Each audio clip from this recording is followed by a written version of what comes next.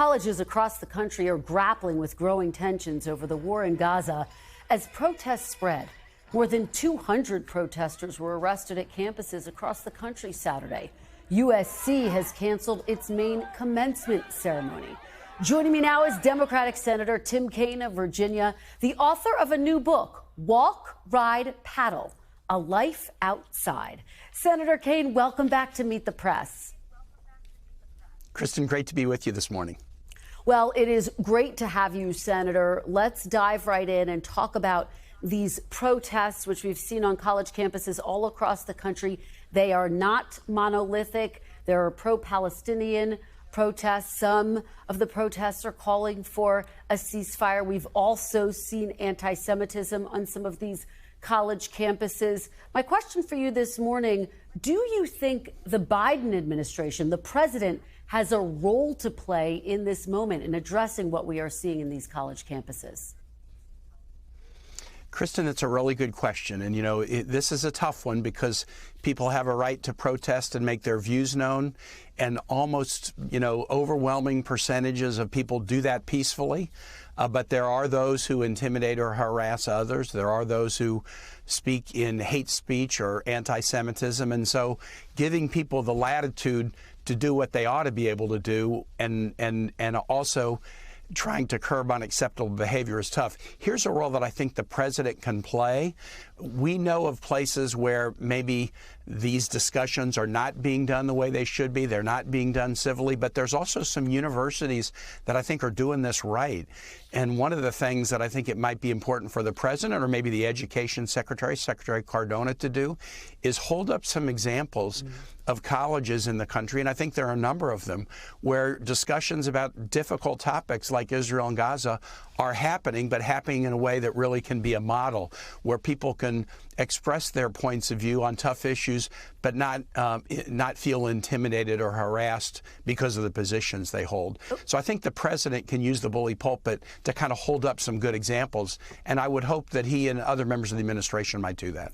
Well, let me ask you about how far you think this should potentially go. As you know, Speaker Mike Johnson visited Columbia University this past week, and he said, quote, if this is not contained quickly and if these threats and intimidation are not stopped, he said that the National Guard should be called in. Is that something you would support if the situation escalates on college campuses?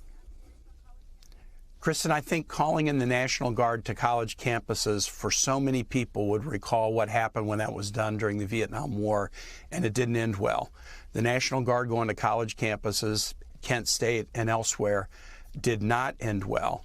And I think that would be a very, very bad idea. I think there are other ways, using campus security, but also, again, offering students more opportunities to have dialogue that is civil and constructive, where people hear one another. That's by far preferable. So no, I do not think the National Guard is a solution to this. I want to ask you about the policy now of what is happening in the Middle East. You voted this week for a foreign aid bill that will send more aid to Israel. It includes about $9 billion in aid for military weaponry.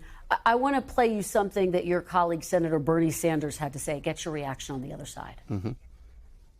Netanyahu and his extremist government are clearly in violation of U.S. and international law, and because of that, should no longer receive U.S. military aid.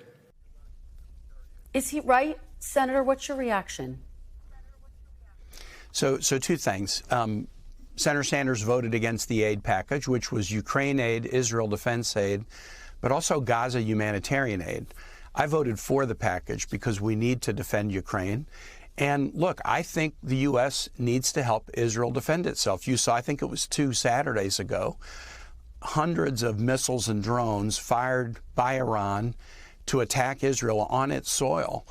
And the U.S. and other nations helped Israel defend itself so that that did not cause damage in Israel, which would only have led to an escalation. So I believe we do need to help Israel defend itself from those who would annihilate it, Iran, Hamas, Hezbollah, and others. But we also need to lean on Israel, and we have been doing it increasingly publicly, to allow more humanitarian aid, to Gaza, and that was in the package we voted for on Tuesday, to do what they can to reduce civilian suffering. The most important thing, Kristen, right now that we all need to reach is we need to reach a ceasefire and hostage release.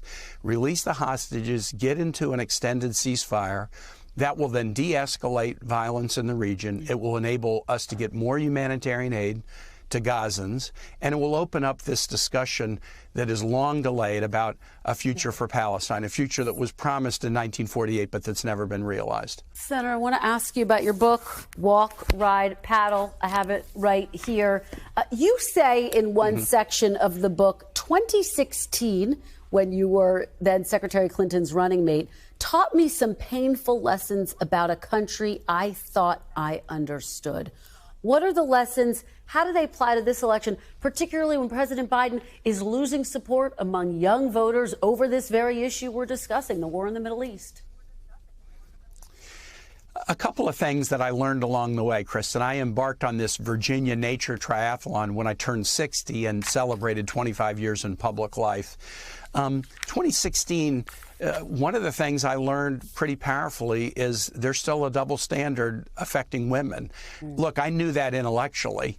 I'm married to a professional woman, and I've seen it in her lives and in the lives of others, but not until I was on that trail with Hillary and saw a good person and a good public servant, judged more harshly than her opponent in numerous instances. I think I really got a PhD in the continuing existence of a double standard for women. But I also learned on my journey something really important. We are polarized in this country in politics, Joe Biden or Donald Trump or Israel or Gaza. There's a lot we disagree on, but we need to remember, without sugarcoating that, there's also a lot of areas where we agree. In nature, you find unity. You find Democrats, Republicans, and independents who all have their favorite place to go to watch a sunset or stream to fish in.